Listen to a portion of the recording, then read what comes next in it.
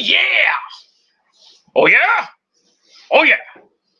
Alrighty, what's up everybody? Peter Gilmore here for video number 2 on this late Tuesday night, right here on the Peter fucking Gilmore channel, youtube.com/Peter Gilmore. Thank you all for watching this video.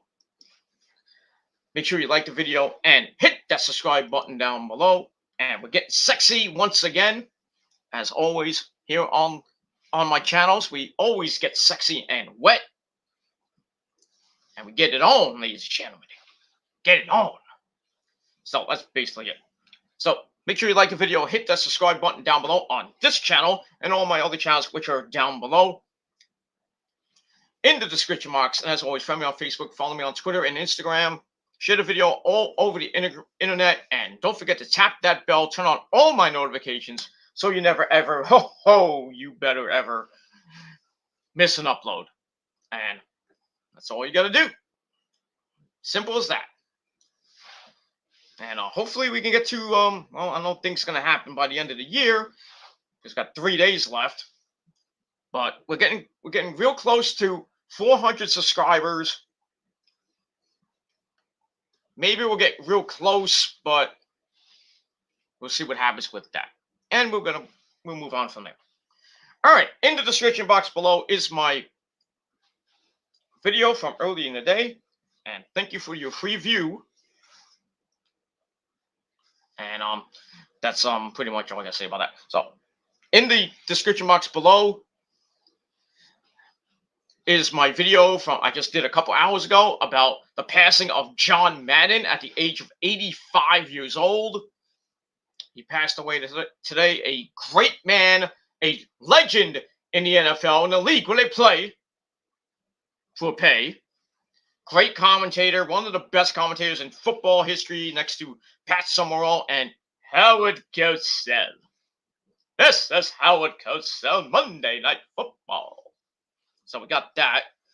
So check it out, the videos down below on the Metal God 669 channel. And I've been putting out a lot of content over the last couple of days with, minus the death videos that are not made for clout or for views. So if you think that, well, you can suck my hard dick. And that's all I gotta say about that. But I did some other videos during yesterday and Sunday. So check those out.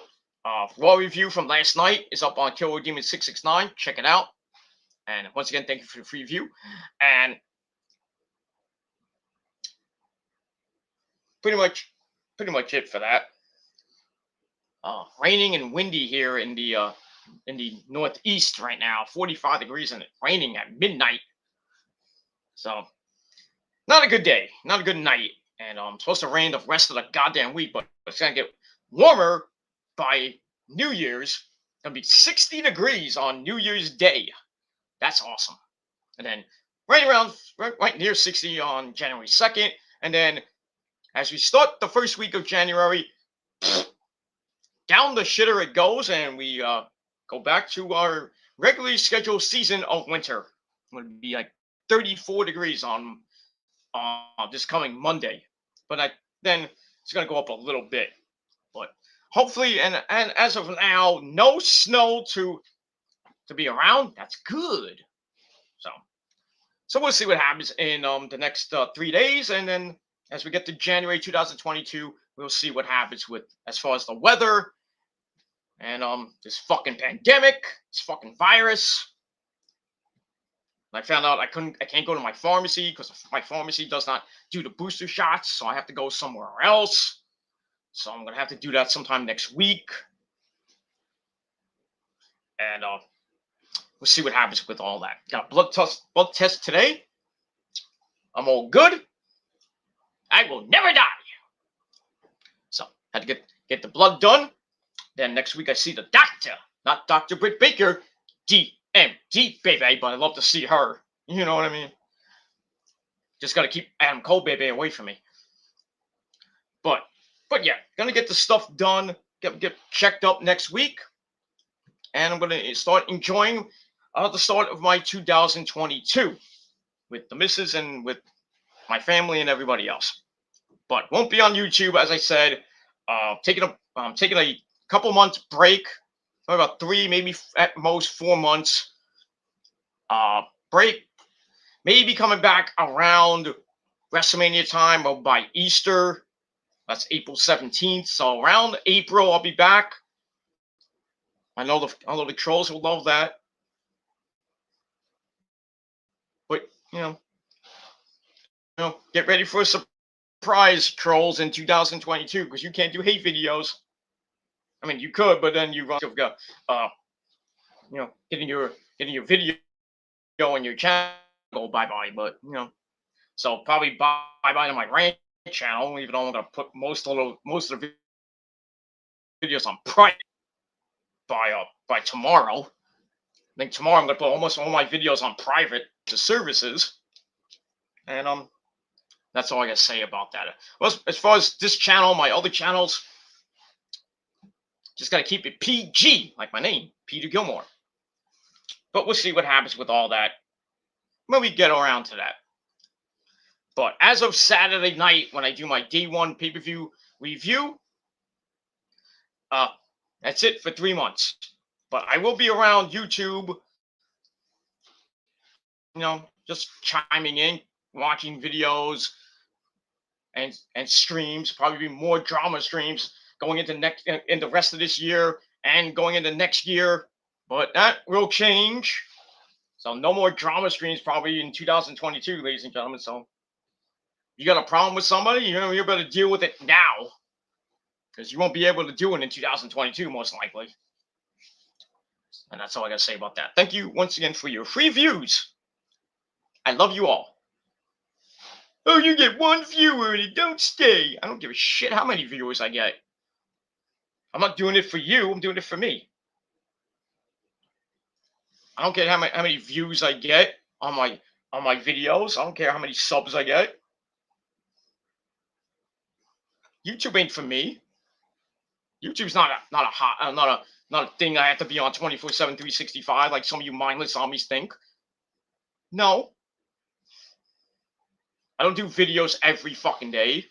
I don't have to be in comments every fucking day.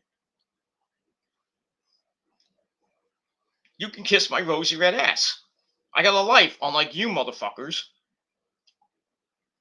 Little twerps.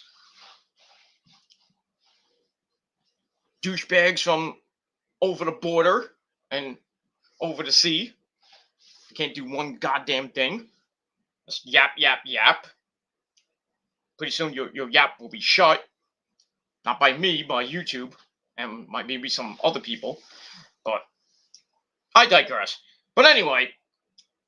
So got a few more days left. We got I'm gonna do as many streams as I can up to Friday, and then Saturday will be my final stream.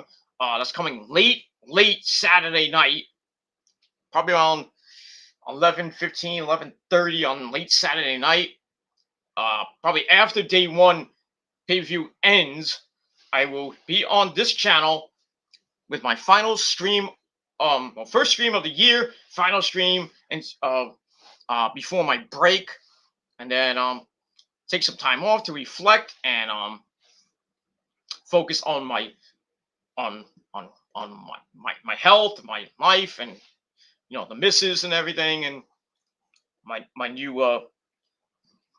job, and same job I have, but new position coming in about February or so. So I got about 4 weeks away from that. We're making a lot more money than I'm making right now. But when I do come back in April, I'm not gonna be on so much because I'm working 6 goddamn days a week. So might not have much time to do any videos. Maybe I can get a Raw review in, or NXT when I have some free time, which will probably be either on my lunch period, or maybe after I'm done, whatever time that may be, probably sometime in the evening. Then I can come on and just chill, maybe do a quick stream, not too long because I gotta go to bed and get up early in the morning. But I'll be around somewhere. I mean, the video, not video wise here, but on other platforms, I will be still doing random videos and random stuff. And that's it. So if you do follow me on social media, just keep an eye out. Starting on January 2nd and 3rd. But we'll see what happens with all that. All right. Nope, about that bullshit. Let's get to the meat and potatoes. On this late Tuesday night, December the 28th, 2021, or as of 8 minutes ago, it is now December the 29th, 2021. As we're about 2.5, 3 days away from, well, actually, we're under 3 days away, well, under 4 days away from the end of the year. We're 3 days away from New Year's Eve when that stupid ball drops. I hope it malfunctions, but, but for some of us, you want that ball to drop so we can hit 2022 and start a new year. For some people, like myself and the missus, has been a great 2021, and just hoping that we have a great 2022, and I think we will, with the Lord Jesus Christ help. And that's it. And the prophecy will be reborn, revamped, reborn, coming this spring, ladies and gentlemen. So taking the winter months off, January, February, and maybe most of March. Maybe near the end, I might do a little teaser. Say I'm coming back at a certain, at this date or whatever. But I think I'm gonna see around WrestleMania time, or on night 2 of WrestleMania, I might be back that Sunday. But we'll see. We'll see what happens. It depends on the state of YouTube and everything else, and how I'm doing the first 3.5 months of the year, financially, spiritually, health-wise. I mean, I felt fine. Blood test was good. Still waiting for more tests. I think. Well, I got a test result today, but I don't know if that was just one result. I might be getting more, maybe tomorrow. I have to check my email, but we got all that and much more. All right, on this late Tuesday night, ladies and gentlemen, on the Peter fucking Gilmore channel, it is time for your late night NXT 2.0 review for December the 28th, 2021, the final NXT of the year. And as always, we are emanating from the Capitol Wrestling Center at Nickelodeon Studios in Orlando, Florida. All right, this is the go-home show before next Tuesday's New Year's Evil 2 event. And tonight, they gave us a smorgasbord of action, and matches were announced. Some big matches were announced. And a lot of stuff going into the first major event for NXT 2.0 in 2022 next Tuesday night at 8 p.m. on the USA Network. So let's get into it. Let's not waste any more time. We got things to do later on. All right, so we begin, and the chat room's open if you want to talk about NXT or anything wrestling related, or just shoot the shit for a little bit. Come on in and say what you got to say. That's it. All right, so we are, as always, our commentary team this week, once again, Vic Joseph and bad news, Wade Barrett. Well, I'm afraid I got some bad news for you. That's all I got to say about that. So, another week of watching the great commentary by Stu Bennett, otherwise known as Wade Barrett. Bad news, Wade Barrett, bloody hell. So we get that. So, like I said, this was the go-home show before next week's New Year's Evil. And we start off with, the man that's been the talk of the town the last week or so. And that man is the man from Australia, mate, Grayson Waller, who was on Raw last night. in the crowd, and AJ brought him in the ring. He's like, "Hey, here, welcome to the main roster for a day." And Gray's like, "I like it here on Monday nights, but I prefer Tuesday." Hey, but it is what it is. So he's in the ring, and he does a lot of flipping yippity doos. Hey, Grayson Waller, I can do doos like the Young Bucks, but the Young Bucks do it better. So anyway, he finally gets on the mic. He's like, Did you guys see me on Raw?" And he's like, "I hope you had a Christmas, but I really don't care about what you guys think about what you did for Christmas, blah, blah, blah." So he talks about, flying himself to Detroit last night and be on Monday Night Raw, where he met AJ Styles, the phenomenal one.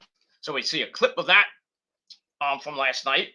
And then Waller talks about how he's supposed to face another creepy guy, Dexter Lumis, tonight. Well, that's not going to happen. Then he insults Indy Hartwell, saying that she's Dexter's 10, but to me, she's a 3. I don't know what you've been looking at. All the women you've been with there, Grayson? Not exactly 10 material? But I digress. So that match is not. And Grayson says, "Well, somebody from the back come out and match." So comes the big man, Odyssey Jones. Almost feel like I'm saying Barry. Oh, well, he does the same freaking O thing pose. But anyway, the big man, Odyssey Jones, comes out, and we're gonna have a match right now. So I gave Grayson Waller's promo 2.5 out of 5 stars, and we're ready to go. Action on NXT. So match number 1, Odyssey Jones versus Grayson Waller. Nothing to write home about. 7.5-minute match. Feels like a filler match. But it starts off with Jones throwing Grayson around like a rag doll. Then he puts all his weight on Waller's back. All 300, 400, I don't know how big he is, like 400 pounds. Big man. His back. Then he hits a big side slam for a near fall. As we go to break, we come back. Waller comes back hitting a low super kick. Then a middle rope elbow for a near fall, keeping Jones in trouble. But Jones fights back up and goes for a charge in the corner and missed, which allowed Waller to gain the advantage and hammer away. Then he grabs the turnbuckle to block a powerbomb attempt by Odyssey Jones. He rips off the turnbuckle pad, and Odyssey hits the powerbomb, but only gets 2 out of it. So, not knowing that the turnbuckle pad was taken off, Mr. Jones. So, Jones goes for the charge into the corner. See, exposed turnbuckle. He hits his sternum first, which allowed Waller to hit a rolling stunner. Inventive. For the 1, 2, 3. To stay, I believe, undefeated. So we got that. Not the greatest of wins, not the greatest of matches, but I gave it 2.25 out of 5 stars. Once again, the time of the match, 7:36. And that's pretty much it. Let me get that. After the match, we have AJ Styles appear on the Tron. He's like, "Hey, Grayson, guess what? I'm going to be at New Year's Evil next week. See you there." I'm like, ooh. I mean, I am kind of interested in this feud with AJ and Grayson Waller. I mean, the veteran AJ, 20 plus years, and Grayson Waller, who's just been there for like a cup of coffee so far. But now he's getting a major heel push of what he did to Gargano. And Gargano's coming back probably by April. So we'll see what happens with all that. And that's it. We move on from there. So AJ Styles will confront Grayson Waller next week at New Year's Evil 2. And that's it. All right. Then we go to the back with Mackenzie Mitchell, or Mrs. Vic Joseph, if you want to call it that. Mackenzie Joseph. I don't know what he's going to call that. But anyway, Mackenzie Mitchell has Raquel Gonzalez and Corey Jade, who are going to be facing Mandy Rose for the NXT Women's title. So they're in the back, and both want to fight Mandy for the belt. So I'm like, okay. And then they start arguing a little bit.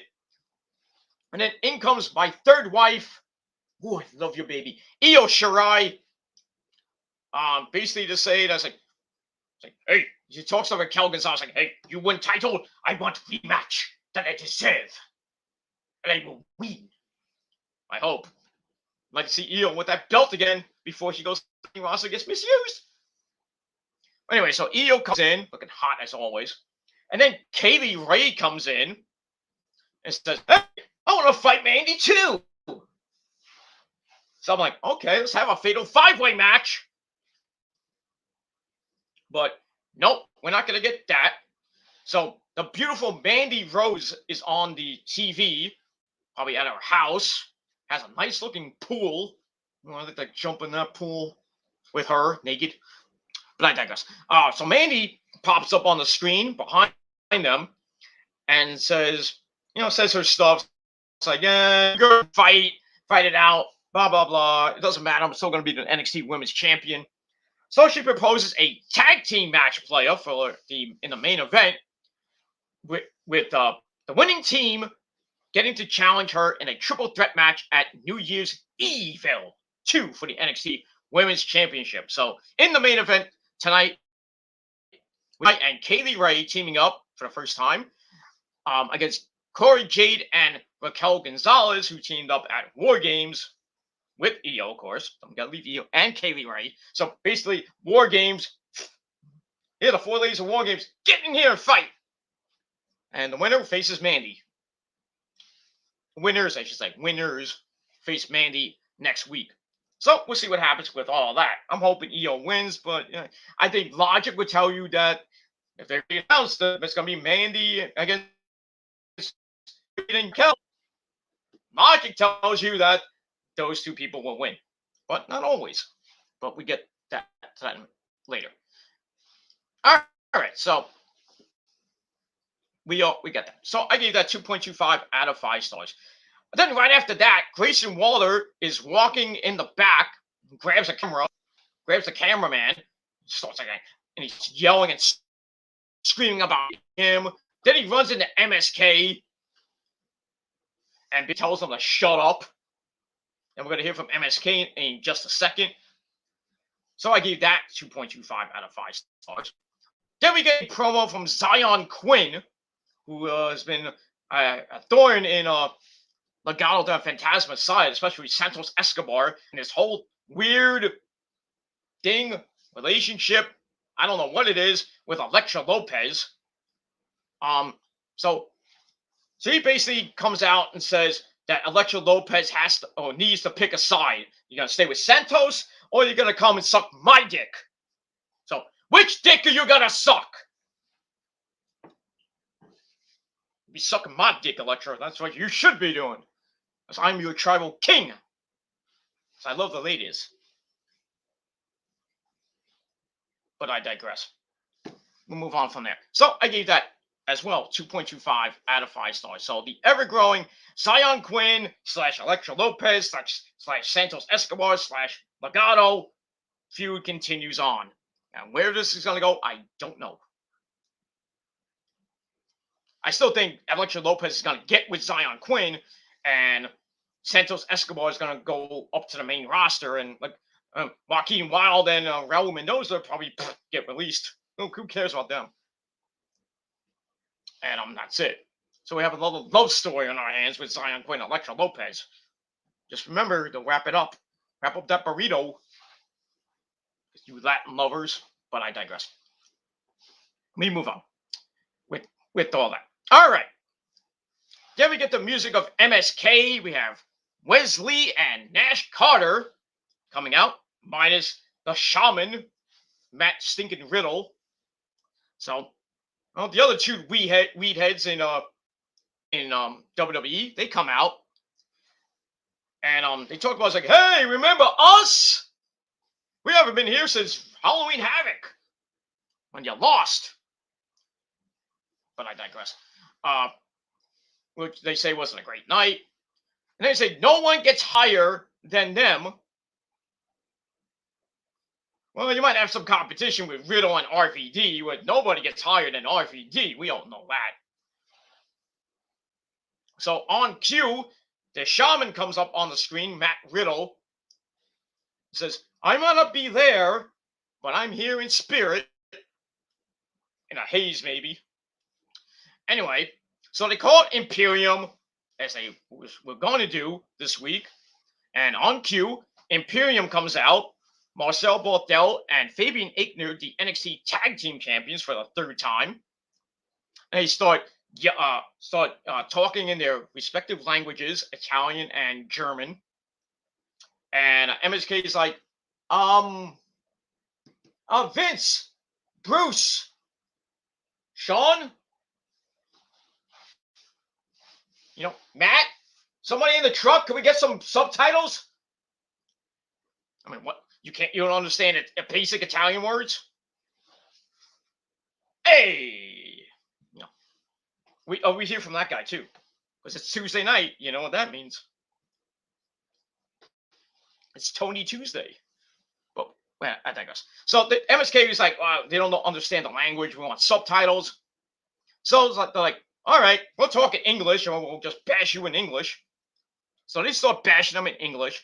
Then MSK issues a challenge for a match right here, right now. And the fans are like, yeah, let's do it, yeah!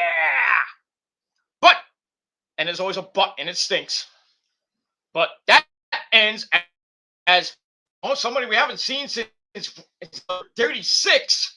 That man, Walter, the former NXT UK champ, who had probably one of the best matches in NXT this year against Ilya Dragunov.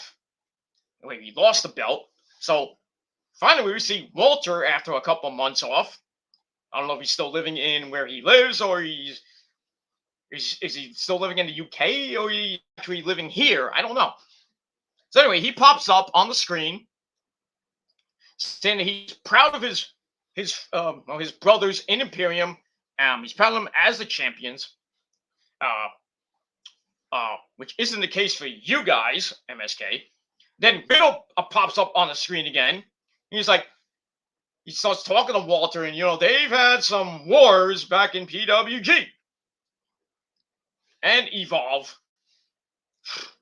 I'm surprised that Riddle's still alive after those matches, getting chopped up the goddamn wazoo. Woo!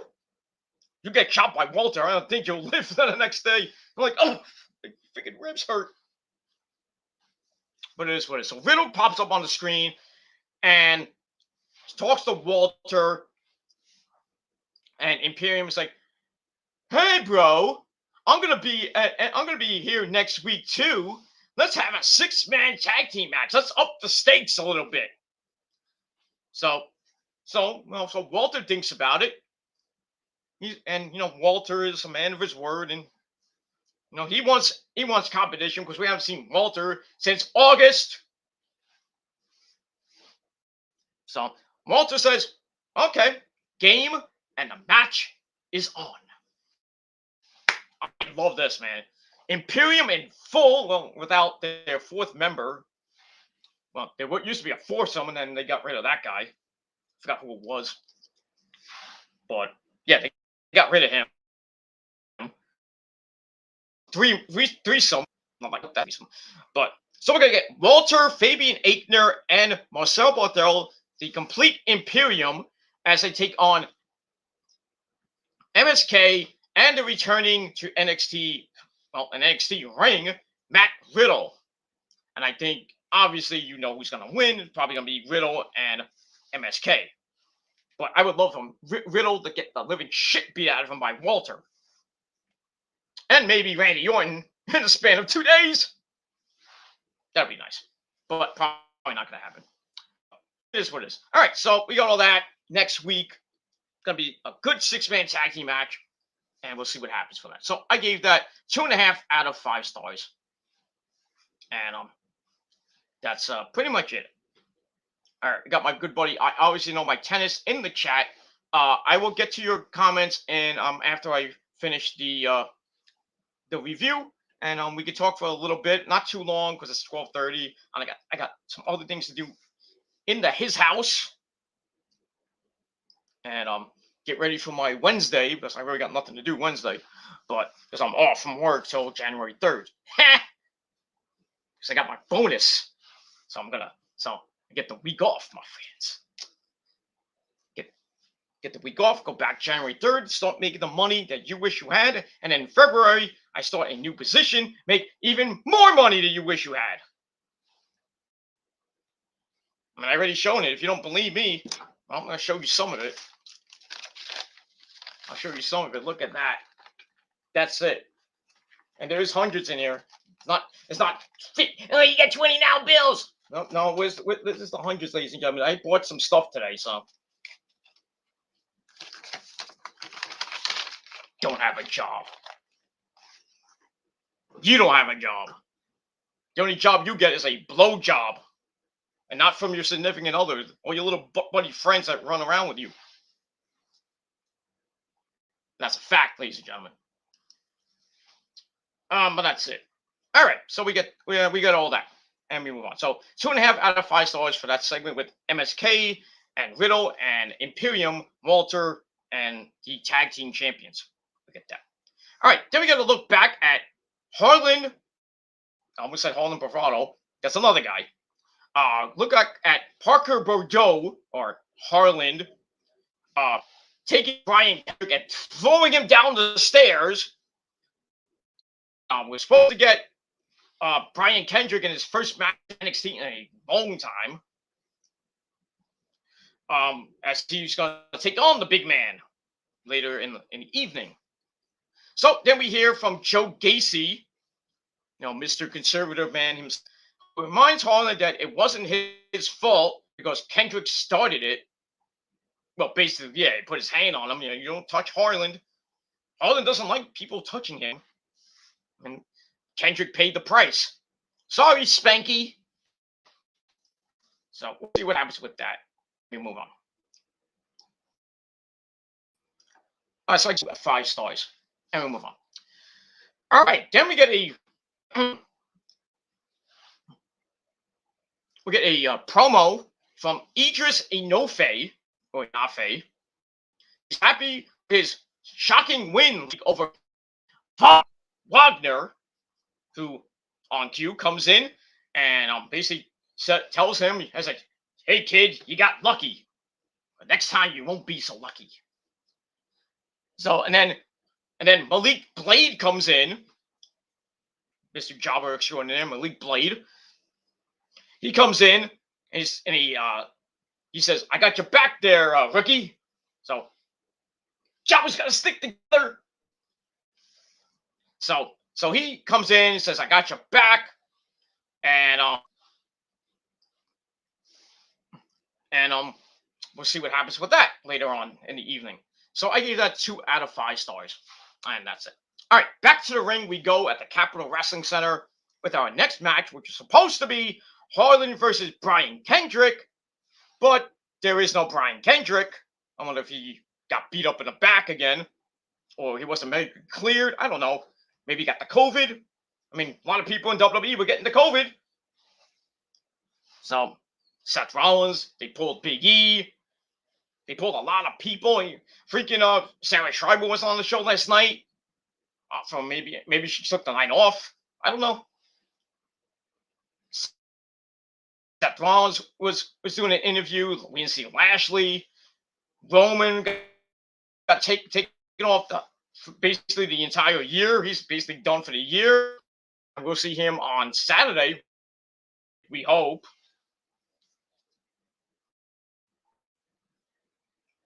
We'll see what happens.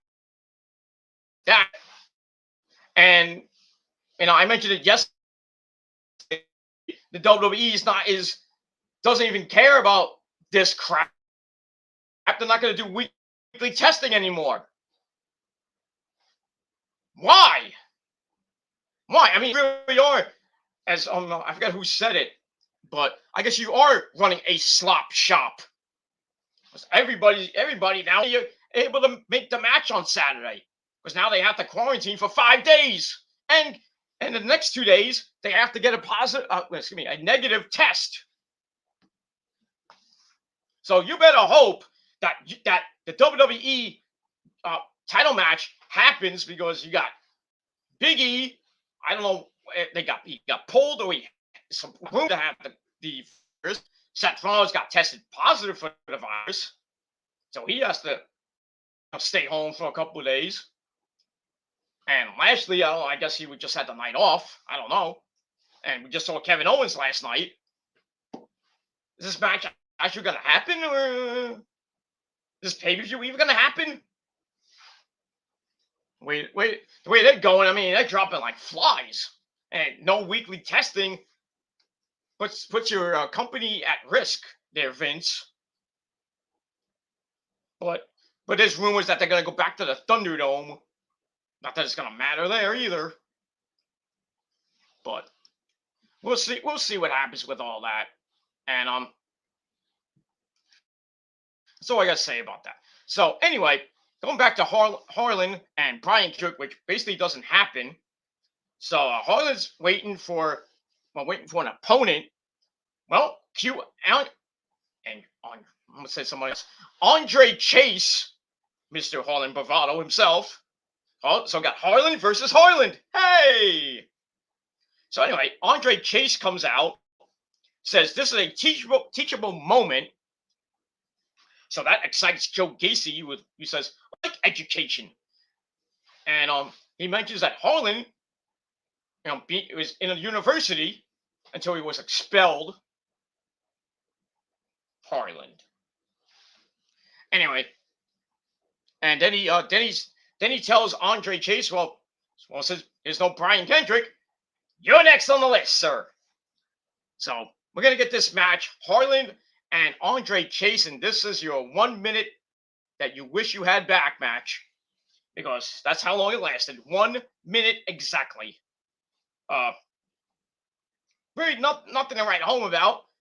Harlan beat the shit out of him. Chase is sent face first into the mat over and over and over again, and then the referee had to stop the match. He's dead. He's just doing. He's already dead. Stop the match. He's already dead. So Harlan wins by referee stoppage at exactly 1 minute. Thank you for coming there, Andre Chase. At least you get your pay for that 1 minute.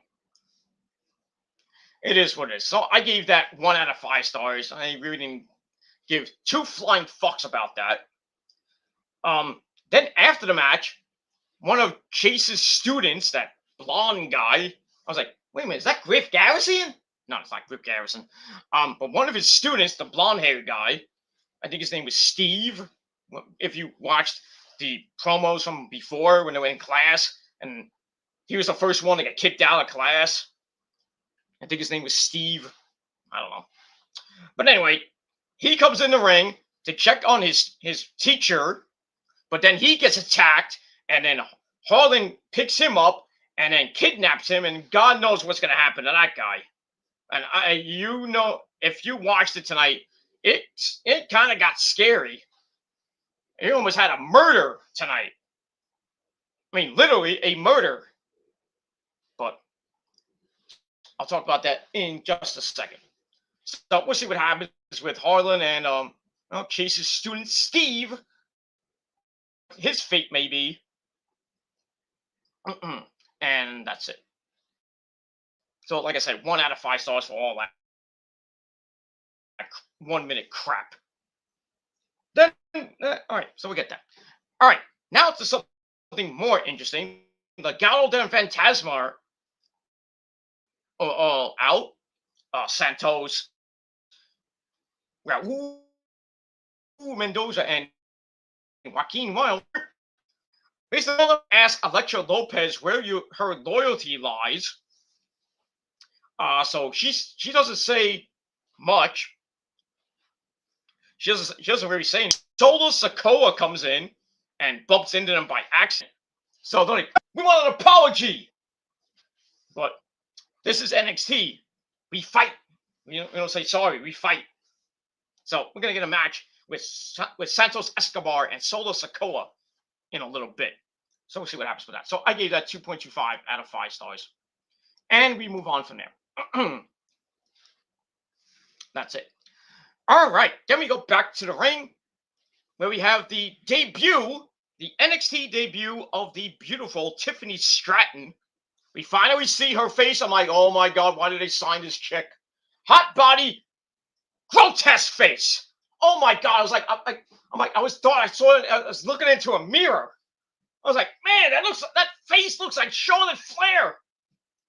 So now we got 2 horse faces in WWE. Good Lord. I mean, but she's got a hot body.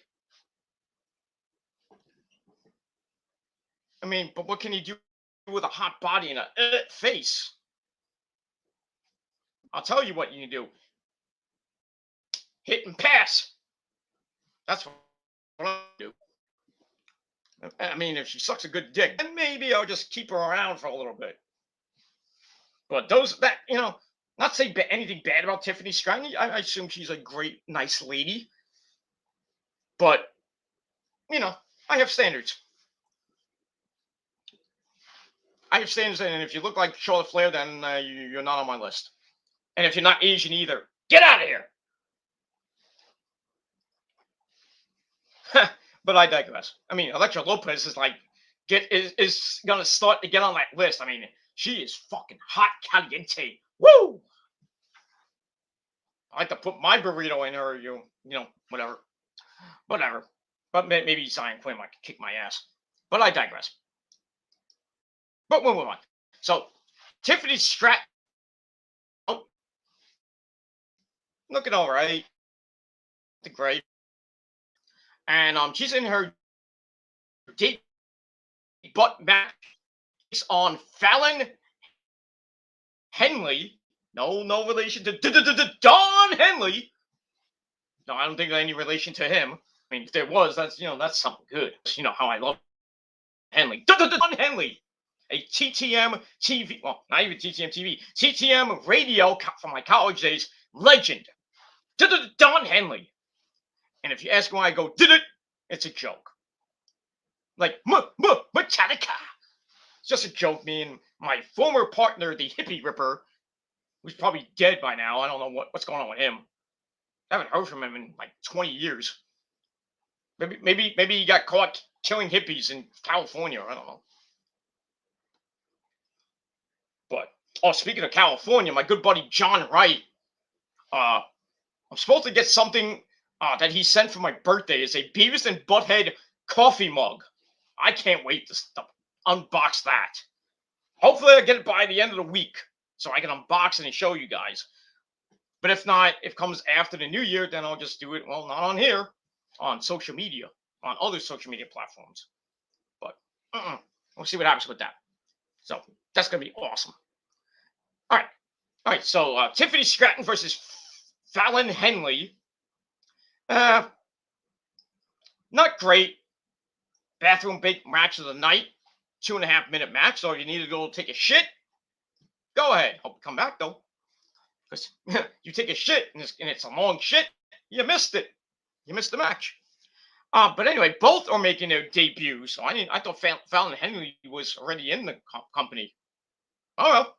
All right, so we get a debut versus debut match. Both had been on 205 Live that nobody sees. Yeah, so we get a first look at Tiffany Stratton and Fallon Henley. So Stratton takes her down with an armbar to start, then slams Henley down to cut off her comeback attempt. Then she hits an awkward-looking handspring elbow. Didn't get all that. The match was really sloppy. I mean, it's a debut match. Maybe they were nervous under the hot lights of NXT, at the Capitol Wrestling Center. With basically a lot of people watching, like 500,000 people watching. But anyway, she hits this weird-looking handspring elbow. Then she hits the downward spiral, which everybody's been using these days. Charlotte, Edge. So she hits the downward spiral finisher, and she wins 1, 2, 3 in about 2.5 minutes. So, and that's I guess not so impressive. Decent impression that she left. That's all I gotta say about that. So Tiffany Stratton gets her first win in NXT, and we'll probably be seeing her in 2022. Let's see how she does. And that's pretty much it. All right, so that's it. 2.25 out of 5 stars for that. All right, then we get to the segment of the night. And it's Tuesday, ladies and gentlemen, and you know what that means. It's time for Tony time. Not that Tony, not Tony Storm. It's my cousin, Tony D'Angelo. Hey, cousin, my paisan. Hey, he gets you a pizza for $2. He gets you jewelry at that local store, Hey, gabagool, chicken parmesan. Yeah. I had pizza today, so gotta get my Italian on, you know what I mean? Maybe this weekend I might get my chicken parm on. Gotta go into the new year with a chicken parm sandwich. But I digress. So my cousin Tony D'Angelo, he's his couch, probably somewhere in Chicago or wherever he's at. Probably waiting for a $2 pizza. I don't know. But anyway, he warns Pete Dunne not to mess with him. Well, I warned you, don't mess with Tony D'Angelo. You don't mess with the Italians, you get whacked. And as we saw last week at the end of NXT, Pete Dunne got whacked with a crowbar smack on his freaking hand. So we saw that. Then we go back to Tony, who says, well, maybe Pete Dunne will maybe listen to me next time. So that's going to be a feud going into next year that I will love to see. I mean, really, Tony didn't win the first match, but I think he'll win the rematch. And we'll see what goes on with that. So I gave that 2.5 out of 5 stars. And that is your segment of the night with my cousin, hey, Tony D'Angelo. Hey, paisan, we're going to have a New Year's party with chicken parmesan and pasta, and lasagna. Hey, we got pizza. All that good stuff. All the good stuff, man. Just give me a whole ton of chicken parmesan, some lasagna, some meatballs. All the good shit. Some Italian chicks would be nice, too. But I digress. All right, so I gave that 2.5 out of 5 stars. All right, then we get in the ring. We go back in the ring where we have a table. And you know what that means? We have a contract signing, and you know how contract signings go. But this one is between Roderick Strong and Carmelo Hayes, who they will fight next week, title for title, the North American title against the Cruiserweight title, and somebody's coming out with 2 belts, or should I say 1 belt. So anyway, we had the participants in the ring. Malcolm Bivens comes out with Roddy and Diamond Mine, the Creed brothers, Henry Suzuki, and the lovely Ivy Nile. And Carmelo Hayes comes out with his good buddy Trick Williams. So Bivens thinks it might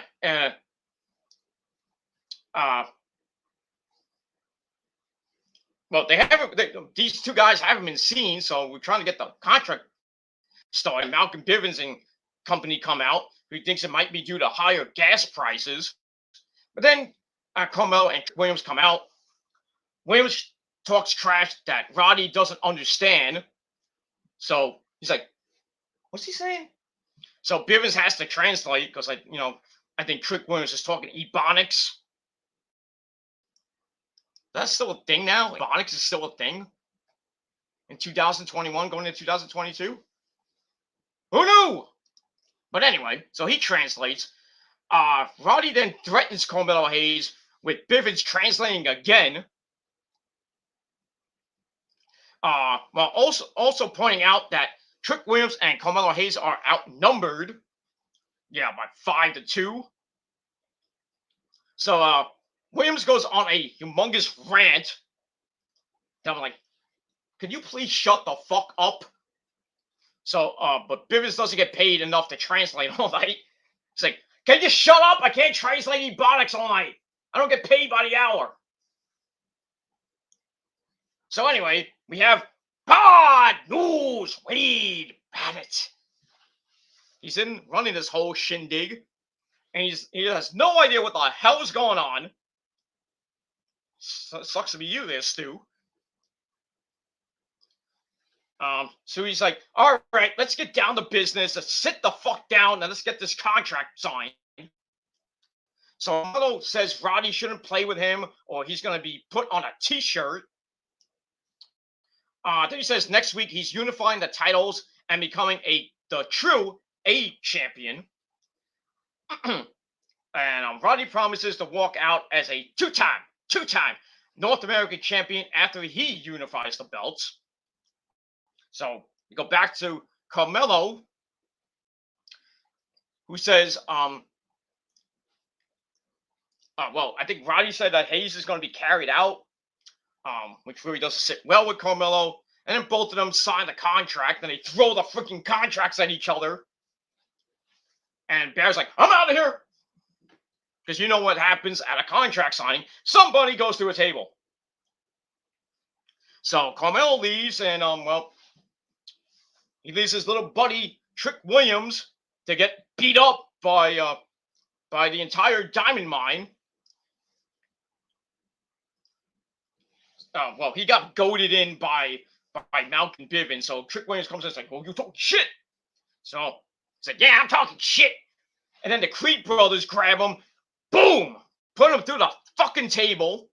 As Diamond Mine stands tall. Roddy's holding the belt. Everything looks great. So it was a pretty, as you expected, a regular contract signing.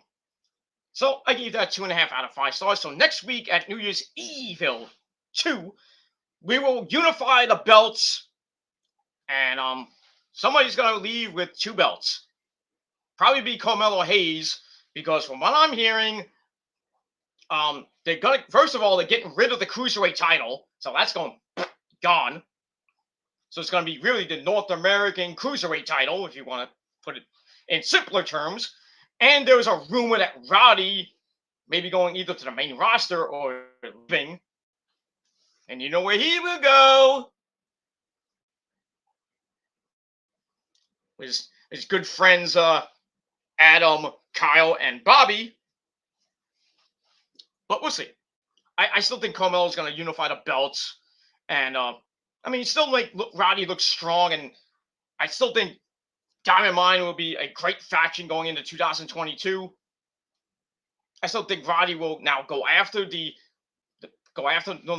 unified North American title, or maybe get pushed into the heavyweight division and maybe go after the NXT title. And I think the Creed brothers will probably get a tag title shot, possibly win it. And as far as Ivy Nile goes, I don't know.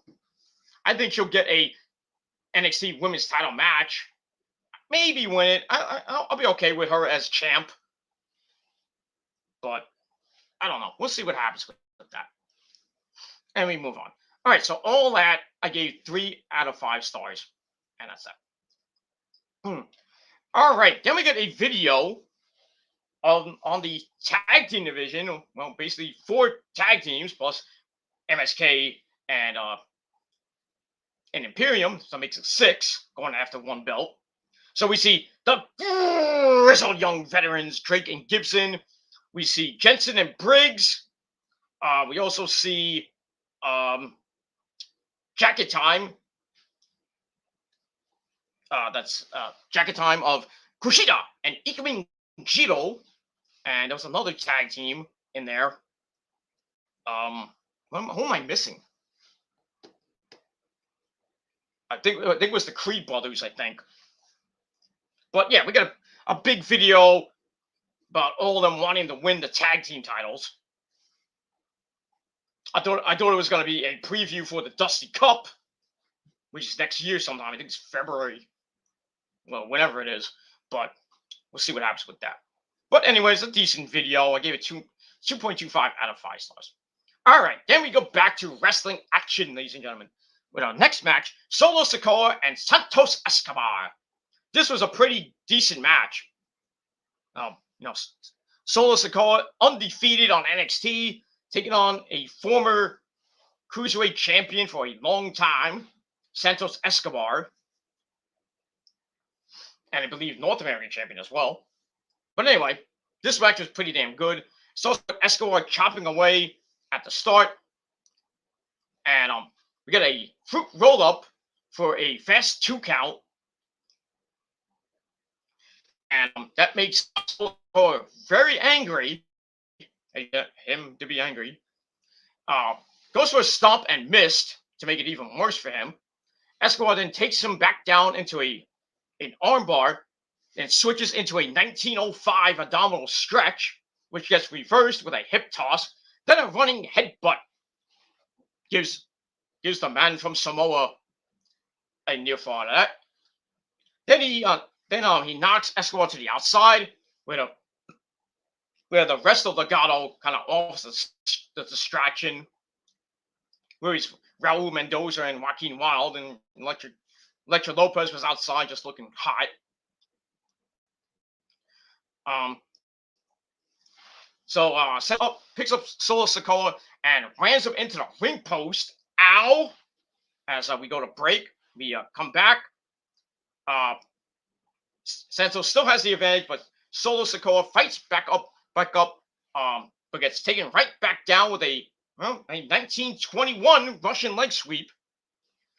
Then he stands on his back to keep Solo Sikoa in trouble. Sets up a half crab with a knee and said back. Ouch.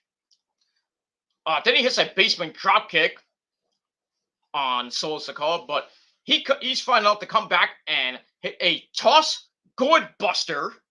Gourd buster. Who are you gonna call? Gourd buster. No. Anyway, then we get a Samoan drop from the Samoan himself, but he has to do it with the rest of Legado, meaning Joaquin Wilde and Raul Mendoza. They keep coming in and trying to distract him, and then so we get a chop block by Santos, setting up a super hurricanrana off the top, and looks like Santos has the match in hand, but then Zion Quinn comes out, and him and Elektra continue to look at each other. It's like, are you gonna suck my dick yet? And you're gonna eat me out? I'm like, wait a minute. But anyway, they look at each other again. You know the tension's right there. Like sexual tension's right there. So Santos takes his eyes off the ball. It's like, well, fuck you, Solo Sikoa. He hits a dive onto Zion Quinn, knocks him down, starts yelling and screaming. It's like, ah! Then he gives a look to Elektra Lopez, who got kind of doesn't like it. So he gets back in, and Solo Sikoa hits a super kick, knocks Santos down, and then he kind of gets in position. You notice how he got in position for the Superfly splash? Did you see that? I think some of you saw that. He got kicked in the face, fell down, and then rolled over about 2 times. To get in position for the Superfly splash. 1, 2, 3. Solo Sikoa continues his undefeated streak and the upset victory in about 13 and a half minutes. Match was all right. Nothing great. Just the continuing thing with Zion Quinn, Elektra Lopez, and the rest of Legado continues on. Let's see what happens with that as we move on. I still think that Elektra Lopez is going to screw, and not in that way, in a good way. He's going to screw Santos and get with Zion Quinn. They're going to have this love story, and possibly another wedding. What else is new? But it's going to be a muy caliente type of thing. I mean, Zion Quinn, Daniel Vidot, whatever your name is, getting with that hot piece of ass. Good job. But I digress. All right, so I gave all that 2.5 out of 5 stars. And that's pretty much it. Pretty decent match. All right, then we get a New Year's Evil rundown for all the matches that's going to happen. We have Tommaso Ciampa and Braun Breaker for the NXT title. We have the six-man tag team match with MSK and Riddle taking on Imperium. We got Mandy Rose taking on, well, whoever wins the main event for the NXT women's title. We got AJ confronting Grayson Waller, and some more stuff may be added on the show, but we'll see what happens with that. So as they're doing the rundown, we go to outside the Capitol Wrestling Center, and then Vic Joe's like, we have something going on. He's like, let's get to it. So we see Harlan, excuse me, not Harlan, I keep saying that. We see Harlan and Joe Gacy taking Andre Case, his student that they kidnapped, to the roof. And then Vic Joe's like, please don't do it. Oh my God, somebody get some help out there. So we almost saw a murder because he threw him off the roof. Goodbye to you. So he picked him up. It looked like he was about to toss him off the roof. And then Joe Gacy's like, we don't need to have a live murder on live TV. Settle down. Put him down. So they leave him on the roof, and then they leave. So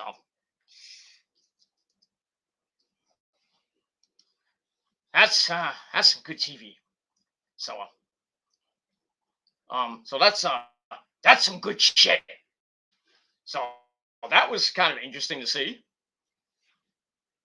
but it is what it is. So we got that. So I gave that 2.5 out of 5 stars. All right, then we go to the back where Solo Sikoa is there. He grabs a cameraman, and the cameraman asks him about his victory over Santos. Solo says that he wants to know who is left. Then he gets jumped by Boa, who gives him the Tongan death grip, a la Mr. Haku.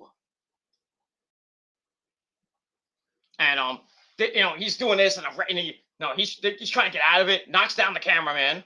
So we got weird angles, and then we see the cameraman on the floor. Then we go to another shot, and Boa doesn't have his face paint on, and his stick or whatever he had. He's there. He's like looking like, I'm like, what the hell just happened? And the referee's like, what are you doing?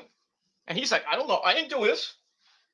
So, the evilness of Mei Ying, her aura that she gave to Boa, and now she's sleeping in the freaking, in the back, not with people, but she's taking a nap. She's drinking soda or juice or whatever. She's sleeping in the crowd even. I just don't know what they're gonna do with her. She's just gonna be sleeping on the job. So anyway, we see that, and ref come out and stop the actual Boa without the face paint.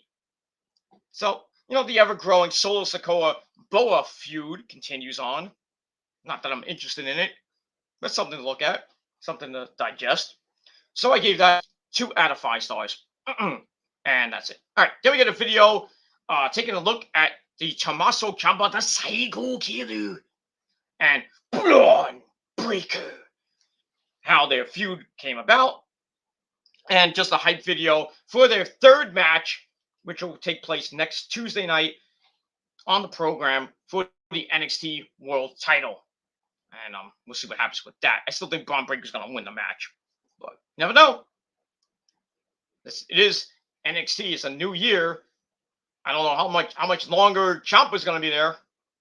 And he's been there for 5 years, going on 6 now. I mean, when Gargano comes back, he'll be going on year 6. I mean, they don't want to go to the main roster. I don't blame them. I don't blame anybody from NXT who wants to get called up to the main roster, because you know who they look at. Mr. McMahon. How you doing, Miss McMahon? You're released, or you're fired in 6 months. Down the drain you go. Here, I like how Taz went on Twitter because the WWE tried to troll AEW last night on Twitter they had a picture of Veer. It's like what do you say? Send Veer, because everybody's saying send Hook. So Taz came out with the picture and had LOL on it, then a picture of Hook next to it. I'll tell you the truth, Hook is having a better career than fucking Veer. When are we gonna see this bum? When he gets released? He's just in catering, just waiting. What am I doing here? Why is there 10 videos of me and I haven't debuted yet? Why am I still here in catering? I hate the food here. Oh, Titus O'Neil, you say that to Titus, he's not going to be happy. He cooks a mean steak. He slaves on that barbecue all day and night. Don't do that to Titus Catering. Come on. And you got Dana Brooke making the cookies and the ice cream and salad. I don't know. You got Naomi tossing salad and not that way. I mean, come on, Veer. Come on. Take it for the team.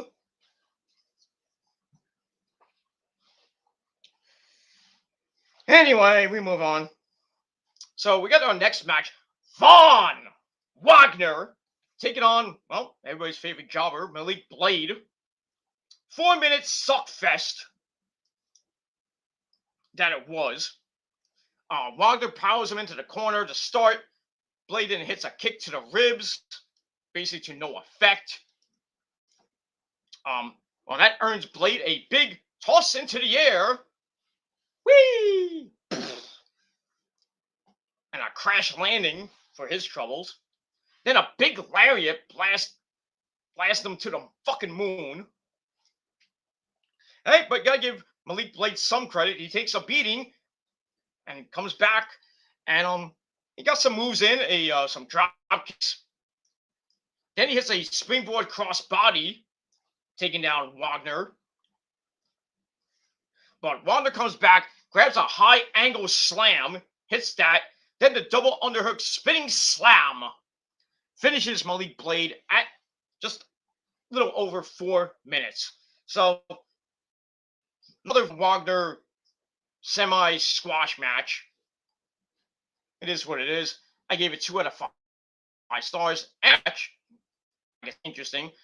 Wagner tries to continue the beat down on Malik Blade, but then Inoue comes out and makes the save. And it's like, you ain't gonna do anything to my friend. We're jobbers for life. But I digress.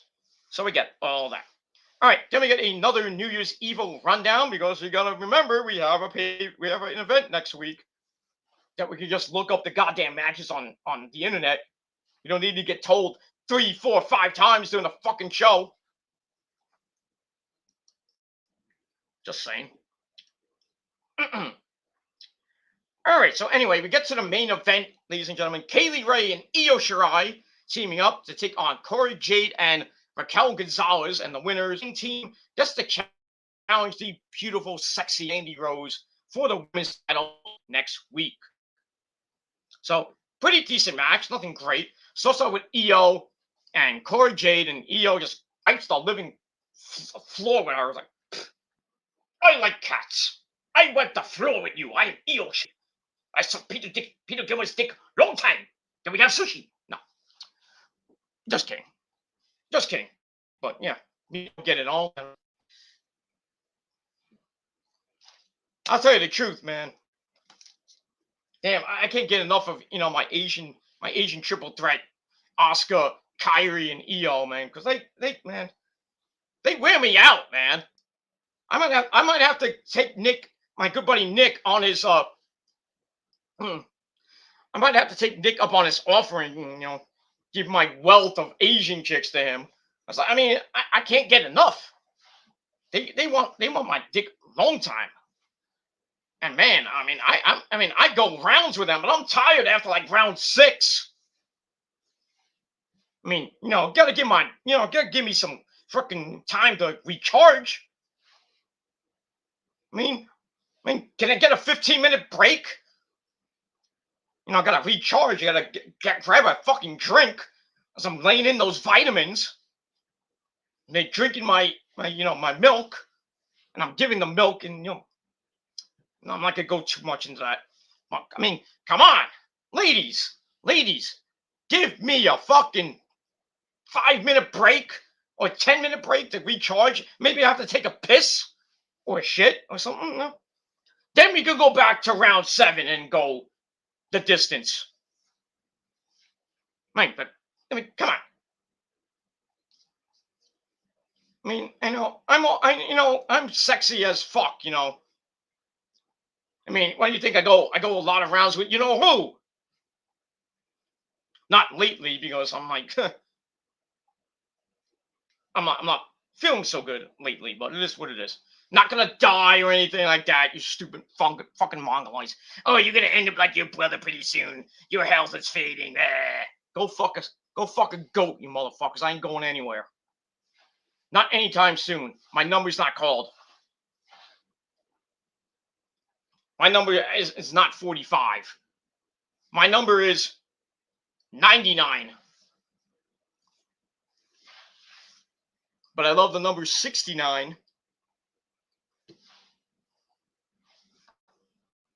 But I digress. Anyway, so Io's wiping the floor with Cora Jade. But Cora comes back with a cradle for a near fall. Then she snaps off a Hurricane Rana. Then hits a running knee on Io against the ropes. Then she tags in the big woman, Raquel Gonzalez, comes in with the power. And then Io tags out the Kaylee Ray, comes in to kick away at the ribs. Io has to come in to save her with a big drop kick, knocking down the big woman. Then Io hits that beautiful no, not a spelch. A side moonsault, taking down Raquel again. As we go to break, we come back. Katie Ray is stomping a mud hole in Corey's.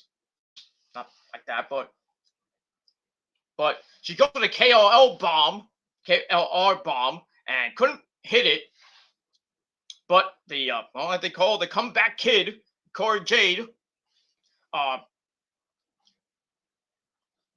tries to come back. That didn't last that long as Kaylee Ray knocks her down. But then Raquel Gonzalez saves her from the moonsault by the lovely Shirai. Does it better than any woman I've ever seen. Even in Joshi or Stardom or any federation that has women in it, she does a moonsault better than anybody else. And goddamn, she can take a barbed wire bat to the ribs and face. Circa 2008. But I digress. So she hits the moon over moonsault. Raquel has to save Cora from the pinfall. So Ray then hits a big dive onto Raquel, and Io hits the 619. No, not the 69. That's to me. But she hits the 619 on Cora Jade, goes up top, hits a missile drop kick for a near fall. Cora Jade comes back with an enziguri to Kaylee Ray. So she's in trouble. She's still in trouble. Gets the hot tag to Raquel. She cleans house, including a spinning Vader bomb. Not bad. Picks up, I think it was she picks up Kaylee Ray, hits the Chicana bomb. Then she falls back, and then somehow Cora Jade gets tagged in, and Raquel's like, "You tagged me? I had her beat. You shrimp, why'd you tag me?" And Cora's like, "My hand was on the tag rope. Get out of here." So they start arguing, and then Jade accidentally knocks Gonzalez to the outside, which allowed a roll up. Gonzalez breaks that up. Then she's like, then I think Kaylee Ray tried for a roll up, and then Raquel comes in and just bowls over Corey Jade. She reverses the pinfall, the roll up into a roll up of her own. 1, 2, 3. She gets the win, and her and Raquel Gonzalez go on to next week to face Mandy Rhodes. But you knew that was going to happen anyway, didn't you? So just a little over 10 minutes, and that's pretty much all I got to say about that. So I gave the match 2.5 out of 5 stars. And then after the match, they're still arguing, and then Mandy pops up on the screen, still at her mansion or house with a nice pool, nice light up pool, whatever it is. Still want to go on that. But anyway, Mandy comes on the screen and says, "My plan is working, and I'll see you ladies at New Year's Eve." So Mandy's probably gonna retain somehow with help from her friends, those hot bitches that with Gigi and GC. So that so that ends NXT. Quick recap. Great Jones with a rolling stunner. Harlan beat Andre Chase via referee stoppage. Tiffany she beats Fallon Henley with the downward spiral. Solo Sikoa beats Santos Escobar with a superfly splash. Von Wagner beats Jobber Boy himself, Malik Blade, with the double underhook spinning slam. And in the main event, Raquel Gonzalez and Cora Jade beat Kaylee Ray and Io as Jade reversed a roll on Kaylee Ray win. And that's pretty much it for all that. So my final rating for for NXT 2.0, the final show of the year, it was like this. So I gave it a solid 6 out of 10. And let me know what you guys think in the comment section down below, or you hit me up via social media and we'll talk about it. And that's pretty much it. All right, let's get to some chat before we head out of here, because it's 1:16 in the morning. Got things to do, and I go to bed early. Not that I got to do anything tomorrow, besides go for my walk. Hopefully, it's supposed to be like 47 tomorrow, but it's still gonna look like overcast and chilly and bleh. But try to get my walk in when I can. I gotta do some things around the house. Anyway, as we get to the chat, get to my good buddy. I obviously know my tennis. What's going on, my friend? He says, "Hey Peter, it's been a while. Hope you, your wife, and the rest of your family all had a great Christmas, and best of wishes to you all for the upcoming New Year too." Thank you very much. You too. You too. I had a pretty good Christmas. My birthday was this past Friday. Wasn't the best, but still, I'm despite all the horrible year I had, from basically the last 9 going in almost 10 months now. Well, really 9 months. Just been really bad.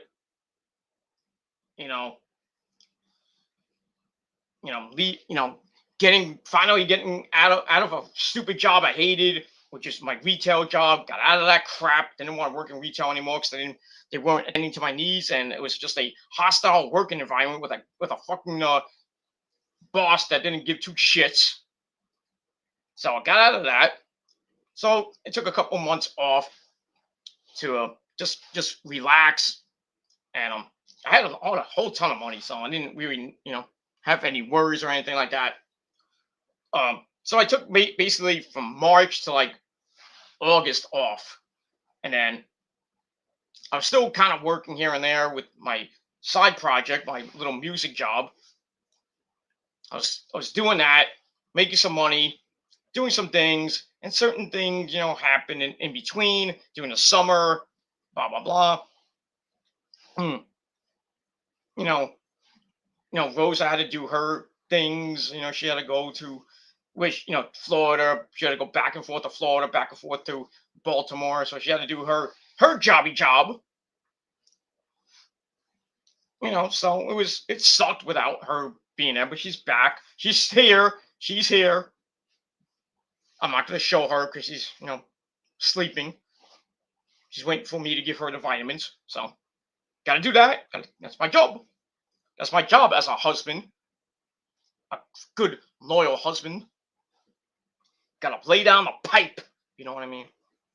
You want to have a healthy relationship? You want to have a healthy marriage? You got to lay down that pipe every fucking time. And you gotta treat your woman or your man right, and you don't treat them right, divorce or break up or separated. But it's what it is. But anyway, I had a pretty good Christmas, and my birthday was pretty decent. I showed you some of the money I got. I got some stuff on order that I'm about to order next week. So that's some in this moment stuff that I've been waiting to get. It wasn't in stock, but now it's in stock. So I'm gonna be ordering that after the new year. So I want to just finish out the new year and then order my stuff. Because it's gonna take a while to get there anyway. So if I order it now, it's gonna take by the time it gets here, it's like almost at the end of January. So I'm gonna get that. And then when I get that, I will do a unboxing, but not on here, as I'm taking a break for 3-4 months. So we'll be on social media. You just won't know where. And that's it. And right now, just focusing on trying to get healthy, and doing what I can. Just I'm gonna enjoy the next 3 days until the end of the year. Me and the missus are going to a New Year's Eve party for a little bit, and we will see what happens with that. And then we got day one on Saturday, and that'll be my final video of the first video of 2022, but final video on YouTube for about 3-4 months because I need a break. So I've been going non-fucking stop for basically 4 years. The start of January would be 4 straight years I've been doing videos non-fucking stop. I've taken a little bit of a break here and there, like maybe a couple of days, but this is going to be, a longer break like I had in 2017 when I was gone for the rest of basically from the summer of 2017 all the way up until the start of January. So about 6 months. But this is not going to be that long, I don't think. But it depends on the state of YouTube with their new terms of services and stuff, and how everything goes in that failed community called the WC. And we'll see what happens. But it's all that. I just want to go into 2022 with an open mind and not worry about these mongoloids and drama and all this fucking drama going on. And continuing to go on and on and on with these fucking idiots that really need their face broken and their channels terminated. But it's not worth my time anymore. It's like my good buddy Joel Osteen said, it's a distraction. It's a distraction from God's path that he has for me in 2022. So I'm going to get away from that roadblock, and I'm going to go, whoop. I'm going to woo. Gonna swerve around that little pothole with a bunch of assholes, and I'm going to I'm going to get away from that shit for about a couple of months. They think that I'm going to be in their comment section. Unless you say something really stupid, then maybe. But I just don't need to do that at the start of the year. I want to start fresh and not have to worry about it. And we'll move on from there. All right, but I hope you have a great I hope you have a great New Year. I hope you had a great Christmas. And best wishes to you, my friend. I obviously know my tennis. And that's it. All right, we continue on. All right, next comment. I hear you're going to be taking a break, as of Sunday. If so, man, do what you feel is best for your well being and mental health. The internet can be a toxic environment at times. You think? It is. The social media is probably the most toxic thing on the internet. I just don't understand. It used to be so good, and then over the years, it just like bullying and cyberbullying and doxing and people sending things to your house and just making your life miserable. And I mean, the state of YouTube from 2000 and maybe 2011 up to now, 11 going on 12, really going on 11 years. This website has just been miserable with the changes and stuff. Trolls just going off the walls. No, nothing happens. People people just can't get away from it, and they have to take certain breaks. I'm taking a break to deal with my mental health and other things. I have my job. I got to focus on my job. I'm not gonna focus on YouTube. I got to focus on who and her problems as well. I got to be there for her and shit. Got to worry about my parents who are not getting any younger. You know, got to do what I got to do. So that's why I'm taking a a break slash mental break to kind of get healthy, get my mind back in the game and everything. And I think it's much needed because I've been going 4 years straight and dealing with a bunch of assholes that have no life and no tech. But and no huevos, if you know what I mean. But yeah, I think it's just best that yeah, like you said, best for me to take this break for my well being and my mental health, and come back hopefully in April by WrestleMania time or by Easter and see what's gonna happen. But I'll still be on social media like Facebook, Twitter, Instagram.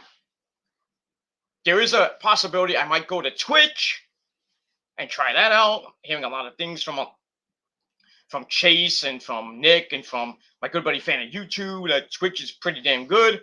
So I might try that out sometime in January or February. We'll see how everything goes. I could do live shows from StreamYard and simulcast it to Twitch, so I can get people from Twitch to come in along with well, not with YouTube. We just get all the Twitch people coming in. Fuck you guys at YouTube, not you guys in the chat, but those trolls. What I'm saying, and that's it. But yeah, the internet is very toxic, and people need, you know, that's why people are getting away from YouTube. They're taking breaks because YouTube is just becoming an insane asylum, a toxic wasteland, as I call it, and a lot of people call it. But we'll move on from there. I don't want to go too much into that. All right. Next up, hopefully you won't be leaving YouTube for good, and we'll be back making videos whenever you feel ready to. No, like I said, 3, maybe 4 months, but I'll be around YouTube. I'll be commenting in here and there, maybe going on panels and stuff if I feel like it. I'm not. I may or may not go on panels like with Chase or with other people, that I normally, normally would go on, like maybe J Man or maybe the rock the Rant Array podcast and everything, or just certain YouTubers that I'm very good friends with. If they do a live stream, maybe if they want me on the show, maybe I'll decide I'll go on for a little bit. But I know I'll get heckled. It's like, hey, you thought you were going on break. You should go on a full break. You should have even been on YouTube. Motherfucker, I can do whatever the fuck I want on my break. If I want to be in somebody's chat, I could be in somebody's chat. You don't tell me what to do. I can do whatever the fuck I want on my break. I'm taking a break from video. I'm taking videos. I'm not going to be on YouTube all the time. I will be looking at videos, and if I want to leave a comment, I'll leave a comment. And if you don't like it, well, fuck you. man. You can't tell me what to do. Fuck you. I'll tell you what to do. This is what you can do. Why did that come up? My computer's going wacko. Yeah, but I'm not leaving YouTube ever for a while. But the way that YouTube's going, I think a lot of people are going to be going to Twitch pretty soon. With the new terms of services that are coming out on Wednesday, or next Wednesday, I should say, a lot of channels might be going down because of the drama. You can't do hate speech videos anymore. They're gonna take people's channels down for inflated views and fake giveaways and fake views and fake subs, and you know who's gonna be taken down pretty soon for that shit. But yeah, basically, YouTube is gonna become CensorTube, and they're gonna censor a lot of videos that have hate speech in them. So basically, my rant channel is going to be extinct. So I can't really do a rant, which sucks. Well, if I get attacked by a mongoloid troll, I can't really do anything about it. I can't do the video because I run into the possibility that it gets flagged down. And I don't need that. So I'm not going to do it. So, but like I said, I'm going to take maybe 3.5 months off. And then see what the state of YouTube is. You know, I'll be observing. And if I don't like it, well, I'll just stay wherever I am. And then maybe take another month or two off, and then maybe come back by the late spring or by July 4th. Then I'll figure out what I'm gonna do. But for now, I may be coming back around WrestleMania. But we'll see. We'll see. I'll give you a teaser in late March to say what the official date will be. When that's it. All right, we move on. I got a couple more comments, and then we're out of here. All right. Obviously, No Mike Tennis says, "Don't worry about them, bro. They're just saying whatever they can to get a reaction out of you." That's true. It's best to ignore people like that. Otherwise, you'll end up in a vicious drama cycle with them, which I'm basically am now. It just goes on and on and on. The same fucking shit. They're making fucking fake accounts of family members, and it's just ridiculous. You know, they still want to send me stuff. I'm like, well, you know, all the stuff has been reported. And then they're like, oh, if we go to jail, you're going to jail. I'm like, yeah, for what? For defending myself? Oh, for the death threats you gave us. I'm like, yeah, you gave it to me first, so I can do it to you too. Talking shit about my dead brother. Fuck you.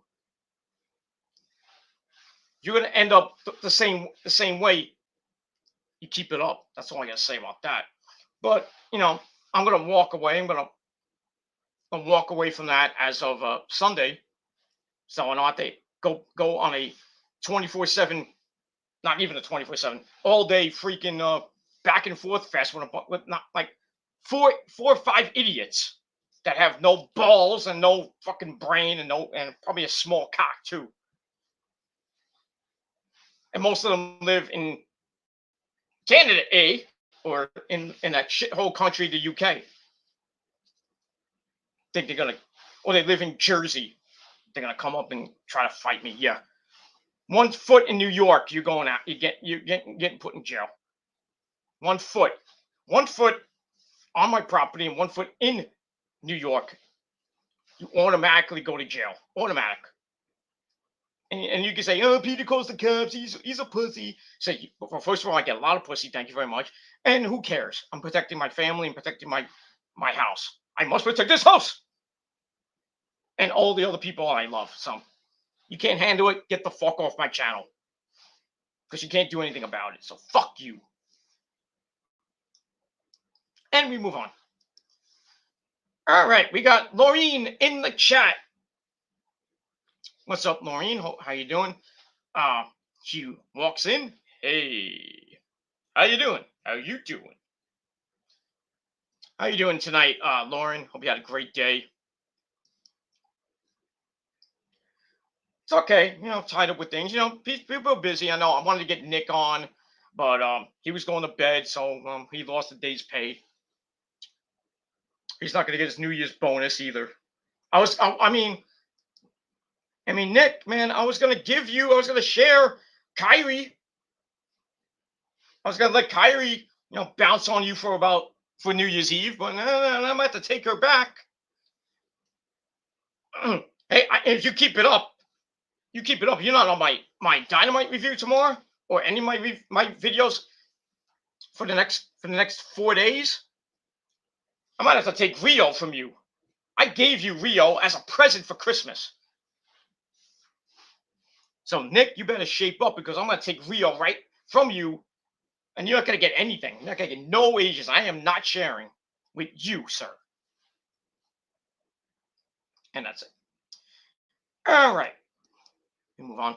All right. Back to I obviously know my tennis if I can get the thing to show. Okay. Obviously know my tennis says, who is your favorite YWC channel of the year? I just seen Otaku's video where he nominated himself as best YWC channel of the year. Of course he did.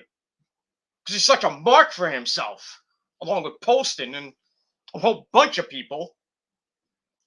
The man that will not be named. I think the best YouTube channel this year, well, I would nominate Chase's, but because being biased for Chase. But I have to go with. That's a tough question, but I'm going to go with. It's a tie between the Rant and Rave podcast with Brandon Martin and J-Man and company, Eric Lima and company. Great channel. Great, J-Man's channel is great with his AEW live reviews and stuff like that, live look-ins and stuff like that. Great channel. But I think the channel of the year from what I've seen the last few months is Issa, the New York Demon Diva, one hot piece of ass. Now, I'm not simping saying that, but she is a hot piece of ass. I think her channel is just great. I think it's probably one of the best channels. And there's not many female shooters in the YWC, but she is probably one of the best female wrestling fans on YouTube. She's hot, she's sexy, she knows a thing or two about wrestling. She makes JD simp for her, among other people. And even JD didn't have a great year. Joe Cronin had nice. He had a pretty decent year. I had a pretty decent year, I think. I'm not going to toot my own horn and nominate myself, but if I do get nominated, thanks for the nomination. Not that I'm going to win. I know the trolls are like, Peter Gilmore, worst YouTuber of the year. Fuck you. At least I don't chase clout and inflate my views by going back and forth, because that's what you're doing, inflating your own views. You're not getting real views, dumbass. And that's a proven fact. But yeah, I'm going to go with Issa, the New York City Demon Diva, as my favorite YWC channel of the year. Close second is the Rant and Rave podcast with Brandon Martin, J-Man, and company. Also, I put Elite Double Z in there. Elite JC, great stuff. And as far as gaming, I gotta go with my good buddy HC Bailey. And that's pretty much it. But everybody else, besides the Chases and the fan of YouTubes and Jerry and even WJ, who flip-flopped the entire year. They had pretty decent years as I myself had, but I gotta go. I gotta go with the New York City Demon Diva, and that's Issa. So go to her channel, New York City Demon Diva, NYC Demon Diva, on YouTube, and you can look up on Facebook and Instagram. She has those hot, sexy pictures on Instagram. Good Lord. But I'm not simping, so because I got my own diva, if you know what I mean. But we'll move on. All right, couple more, and then we're getting out of here. I obviously know my tennis. Once again, says if WJ and Jerry committed full time, they'd be channel of the year in the wrestling community. I like the Smart Busters too, but their fans are incredibly obnoxious and toxic. That's true. That is definitely true. I don't watch the Smart Busters, or I call them the Schmuck Busters, because they're two schmucks, and they simp over Trap Queen, who's still, I'm not gonna say anything bad about Brittany, but she is a troll too, with multiple accounts. But yeah, I do agree with you. With WJ and Jerry were full time, and WJ didn't close an account, make a group account, the Wrestling Juggernauts channel, and close that down. Then give it to Jerry, he closes it down, and then WJ goes to Facebook, makes 500 fucking group pages, takes them down, then goes back to YouTube. It's like, I'm gonna be here forever. And a month later, that channel goes bye-bye. Then he's back on Facebook, makes three more Facebook groups and an eFed that doesn't go anywhere. That fails. He goes back to back to YouTube. Now he just came back to YouTube with the same goddamn channel, or in a brand. I think he has branded channels or something like that. Makes another channel. How long is that gonna last? So I mean, I can't put WJ at the top of my favorite YWC channel of the year. I know Jerry took some time off to do what he had to do. I'm not gonna bash Jerry for that, but as far as WJ goes, he needs to stop. I mean, pick something. You're gonna be on Facebook, or you're gonna be on YouTube full time. You can't do both. And then close your account like a month later or 4 months later, when you're getting pretty damn good subscribers on YouTube. And then you close a channel that has like 600 subs, and then they go away, and then you make another one like 3 months later. Hey, you get back 600 subs, but people are starting to hate you, WJ. I'm being honest. I'm starting to get tired of this flip-flopping bullshit and changing names of the groups to weird fucking names like Wrestling Squids. Now it's what is it called? The Cream page or something like that. And then it makes another stupid eFed, World Wrestling Cream. I get in, and as always, I'm in a world title match. I get screwed. I got screwed by Jerry pulling down his pants and shit. And then Mark St. Pierre wins the fucking heavyweight title that I really should have won. Because I am the face of YouTube, and the face of Facebook, and face of social media. Because I am your tribal king of Extreme. And your Extreme champion. I am undefeated. No matter what the trolls say. The Prophecy is undefeated as well. And Rosemary put a stamp of approval on it. And I do have a receipt for that among my other receipts. But yeah. I agree. If WJ and Jerry committed full time to the Wrestling Juggernauts channel, I guarantee that probably be one of the best channels of the year. They would have gave JD a run for his money. I know he has more fans and gets more views than WJ and Jerry would, but he's an egomaniac and a Braves fan, and he fucks his cats. But it is what it is. He needs a haircut too. Looks like a bum. I don't look like a bum. I mean, I got my haircut. I just gotta shave a little bit. But I still look more sexier than him. I get more ladies than him too. He gets pussy, but the wrong kind of pussy. I get real women, real big boobies and all that shit. And that's pretty much it for that. But as far as the Smart Busters, I don't watch them. I don't give a shit what they say, because I know Brittany. She goes her own way. She is on Riley's dick a lot. She always messes with Zubair. I'm trying to make peace with Zubair.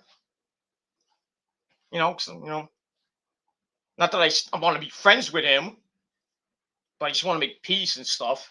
With the whole Charlie thing, I wanted to make some peace with people, but didn't get me anywhere. Then I get heckled by by Mr. Alcohol himself, Will, saying that I did the video for hyping my channels and doing it for views, which I did not. Yeah, I got about 250, 270 views. I didn't do it for views. People watched the video. Where's your tribute video?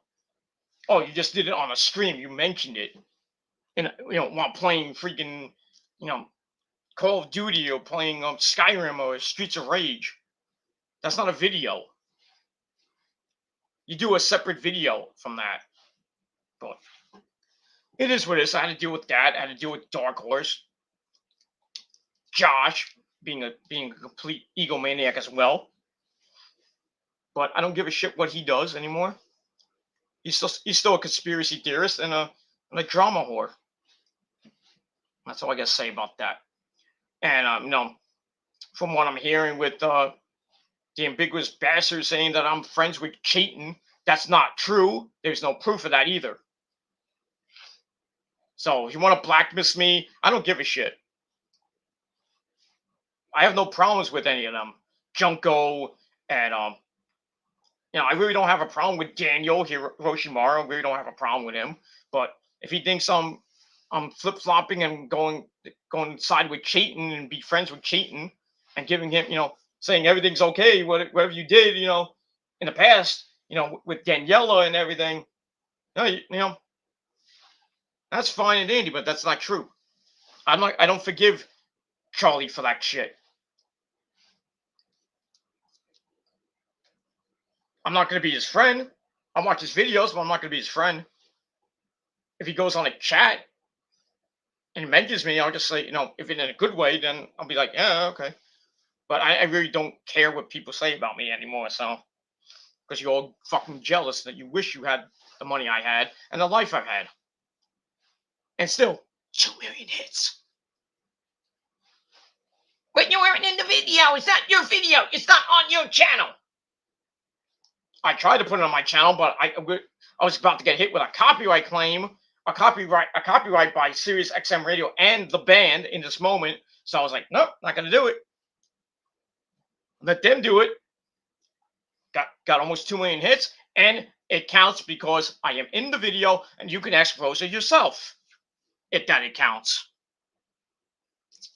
So I got credited for it. So you want to keep going back and forth, saying it's not my video, and I don't get credit for being credit for it, and I'm stealing views off in this moment in Sirius XM, and their 1.9 million hits that they have on that video. That's not true. It's not true. You have no proof of that either. There's no proof that I'm stealing views from them. I'm getting that, I'm piggybacking on in this moment and Sirius XM for the video that was in. And then these mongoloids saying that, oh, you just went on stage because you were a Make-A-Wish kid. You're a Make-A-Wish kid. That's why you picked you out of the audience.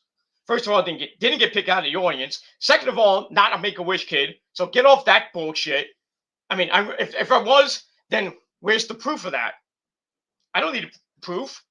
It's called knowing the band and working at the time when they were on Roadrunner Records. They're not there anymore.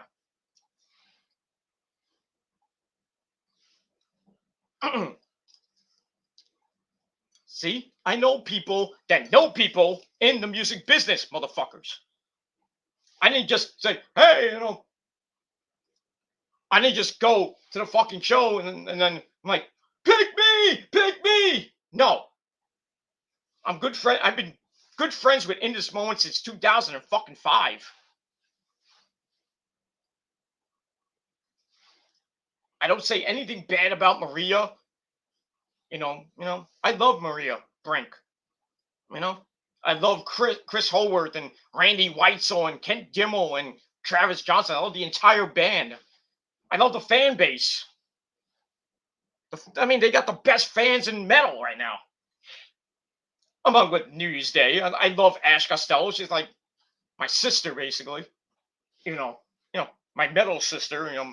My mother is Maria. My metal brother is Chris Howard. So, and we all know that my adopted family is the Osbournes.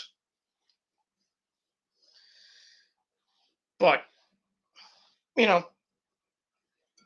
all this fucking back and forth. When I say you won't have the success I've had in the music business. I've had some success on YouTube. I've had a couple of videos go viral. Not many, but a couple. My Grimm's Toy Show is getting closer and closer to 3,000. I know it's years ago, but almost 3,000. I have a video on that bald-headed bastard. It's about 1,300.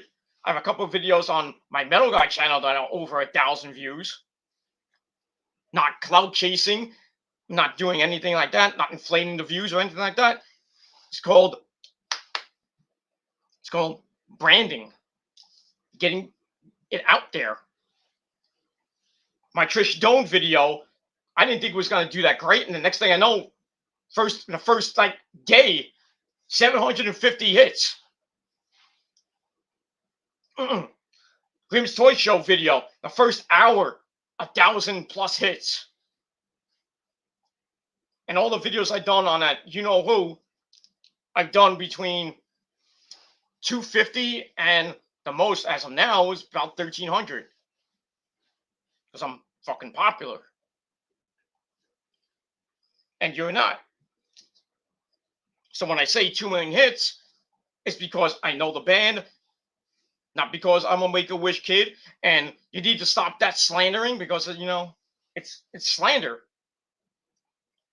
It's basic slander. Because there's no proof I'm a Make-A-Wish kid. No proof that there's no proof that I'm a Make-A-Wish kid. It's called, one, it's called being lucky.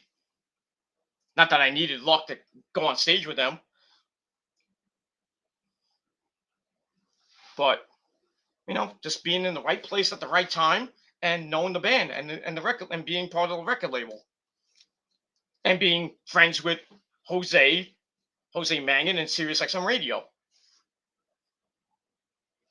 And that's all proven facts. So you can go on your little crusade and say that that the 2 million, that the 2 million hits are not mine. I'm piggybacking off the band. Blah, blah, blah, blah, blah, blah, blah. But the fact of the matter is, you have no receipts. I have receipts. So, and I've already shown it when I even put the video on my social media. It's like, oh, look who's on stage. I put the video on my Facebook page. I put it on my Twitter page. Blew up. Not like that blew up, but lots of people were liking it and retweeting and everything. I can show because it's from years ago. So you can make all your accusations you want. It's not my video. It's not on my channel. Even though the intro where they say, Peter, go and get your ass on stage. That video is on my channel. And that's about 260, 270 views. At the time, it was 6 years ago. It was 2015. So 6 years ago, going on 7. I put that video on, started getting a little traction. Then when the actual video came out, that just blew up. I blew up, and I go into the comment section. It's like, who is that guy on stage? And everyone was asking, who's that guy on stage? I said, it's me. It's like, oh, you're so lucky, this and that. And even at the concert, when I got off stage and went back into the crowd, everybody on the right side of the stage were like wanting my autograph and shit, wanting pictures. I took some pictures here and there. mean, the ladies were like all over me. It's like, oh, you're so lucky. It's like, settle down, ladies. There's so much Peter Gilmore to go around. But Rosa was in the back filming, so I had to be on my best behavior. And you can ask her yourself. The video counts. Because I'm in the video, even for a brief 4 seconds in the beginning, in the first minute 24 to minute 28, you see me in the cage. Then you see me right like the last parts of the video, headbanging up a storm. Then as the lights go down, you still see me in the cage. But you get that close-up of me around the 124 mark of that video. And my name was mentioned. So it's a music video. It's a live music video. And they mentioned my name. So it counts, you stupid motherfuckers. So end of discussion. Your points are proven in fucking valid. And you can suck my ass and blow me. Because you motherfuckers will never, and I mean never, ever be successful in the music business as I am. You will never get 2 million hits on a video that you were in. I don't care if you went to a concert or Metallica. Blah, blah, blah. Oh, yeah, me, Mr. Baldy, was in a video that has like 20 million hits because Moxley went next to him. Doesn't make him popular. He's still a dick.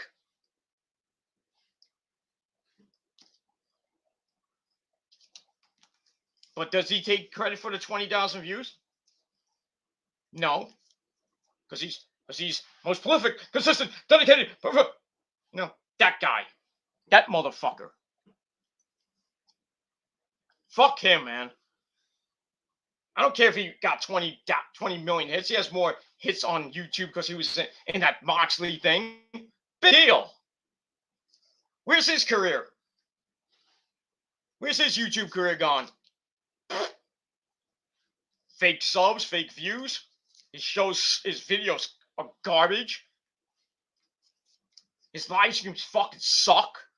I don't mind my suck, but I'm doing it for fun. I'm not doing it because I want to make money off YouTube because I got to buy Burger King tonight. I do it for fun. So, all your little theories and little arguments saying it's not my video, it's not on my channel. I have the intro on my channel. And so what? It doesn't have like 2 million hits. It has like 270 hits. Big deal. From 6 years ago, 250 hits. Big deal. The video is still going strong. Still, people still watch the video. But I digress. So I proved with receipts and facts that the video that I was in that has almost 2 million hits. I haven't checked it lately, but it's close to 2 million right at the moment. Thank you for the free views. So I know 1 to 3. I know who it was. Those little the little trolls that come in. It's like, oh, Peter's talking about the In This Moment stuff again. Let's clip that. Yeah, clip it because your arguments got proven wrong. And you look like idiots because your arguments are really stupid. And I proved with facts and everything. And Rosa can validate for me. For she was there too. You don't have to ask the band. You don't have to ask Sirius XM Radio. They don't need to talk to you motherfuckers. They don't need to. I'm not going to talk to a bunch of mongoloids like, hey, remember that guy? That Peter, there's a guy named Peter Gilmore that was on your video of like 4 seconds, and he's claiming, 2 million hits, or 2 million hits and everything, blah blah blah. But it's not his video, it's your video, so it doesn't count that that he gets credited for having 1.9 million hits. They're not going to say anything. Fuck you. If my name was mentioned in the video, it fucking counts because it's a live fucking video. It's a video. It's a music video from a live concert.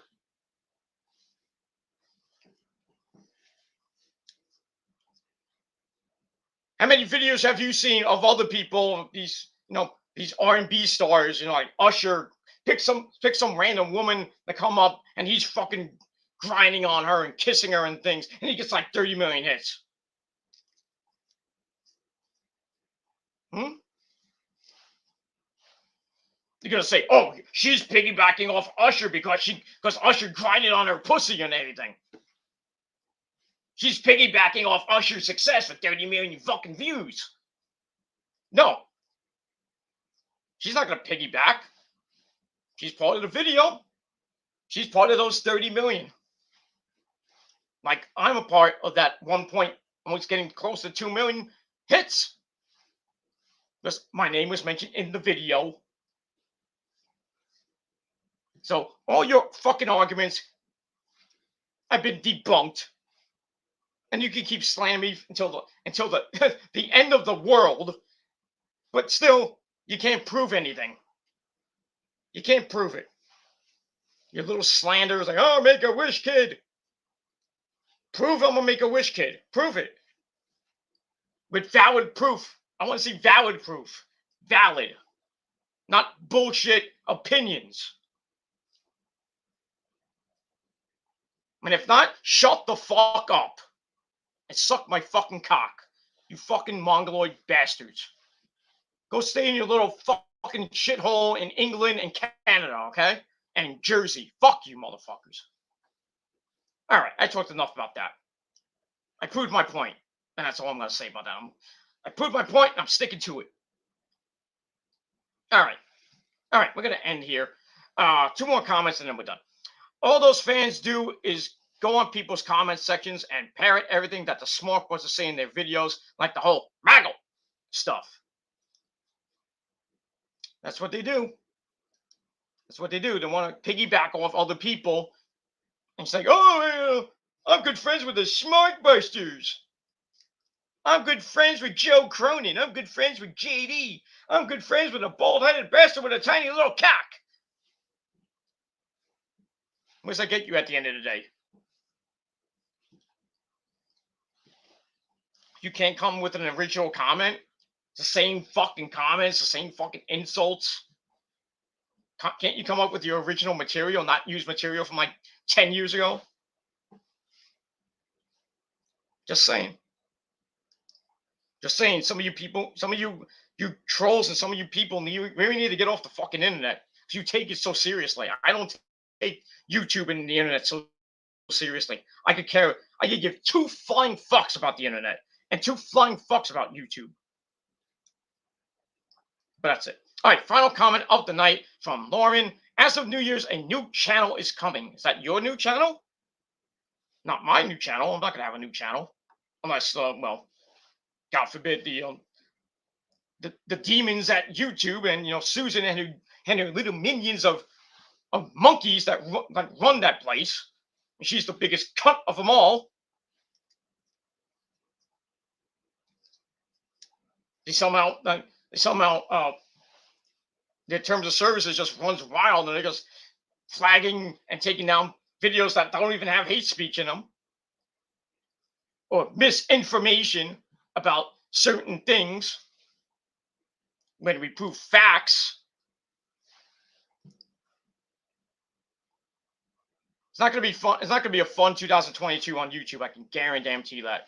For a lot of big time YouTubers and even small content creators like myself. That's why I'm taking a break. I don't want to be around when this fucking shitstorm starts. And that's all I got to say about that. So anyway, that's my video. I'm about to lose my voice again. So I'm going to get a nice drink of Johnny Walker Black, motherfucker.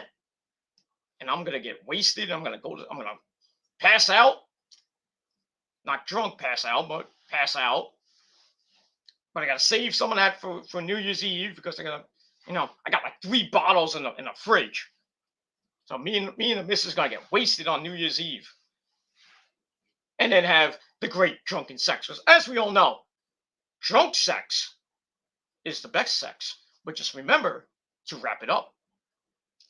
Because if not, well, you're fucked. You're screwed in more ways than one. And that's all I gotta say about that. So so the Noreen, thank you for coming in. I obviously know my tennis, my good buddy. Thank you for coming in. Thank you for supporting my channels throughout this year. Got a few more left, so hopefully you'll be back on my next videos going into Saturday, and hopefully you can maybe follow me on social media and maybe hit me up on there too.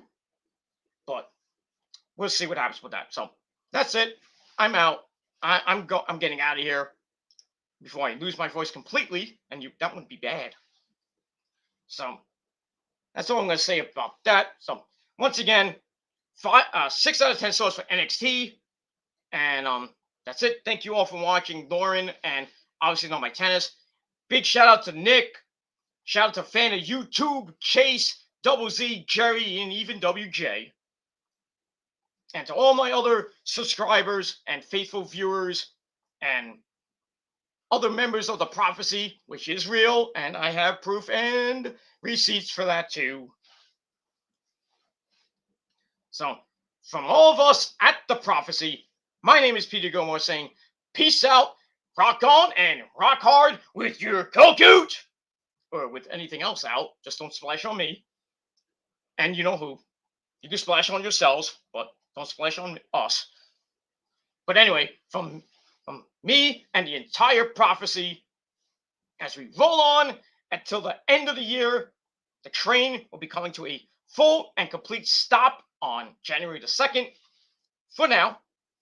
But as of right now, we got a couple more videos to go over the next 4 days. So join me on the ride until 2022, and going into the first day of 2022. Enjoy the ride, and if not, hop the fuck off. And that's all I gotta say about that. So, from everybody at the prophecy, or everybody in the prophecy, I should say, thank you for watching this video. And as always, if you're not down with that, well, me and the entire prophecy that is endless, it goes on and on. Everybody's hopping on the prophecy bandwagon. And I don't care if, I don't get comments. You don't get comments. You got a whole bunch. You call yourself a prophecy. You got 1,000 subs. You get one fucking comment. Doesn't matter how many comments I get. Doesn't matter how many fucking views I get. I'm still gonna be better than you motherfuckers, and I actually have a life. Unlike you. I get real pussy. Unlike you. I have a job. Unlike you. So you can go suck my ass and hop off my dick. Because I don't want John anymore. Get off the train. You're out of here. Or you know where to go. Get off the dick. Get off my dick. Go to hell and fucking burn in hell. Or as my good buddy Tim Ripper always said, burn it. I can't even do it now because my voice is gonna go. Burn it. I can't save it. I'll try. I'll try my best not to blow my voice out. Burn in hell. I had to work that voice. I apologize. Next time I'll do it better. But my voice is about to go, and I need a drink. I need a stiff drink, and Rosa needs a stiff dick. So I'm gonna get out of here and give her those vitamins. So thanks all for watching. If you're not down with that, well, fuck you, man. And I'm Peter Gomez saying, until next time, fuck you and peace.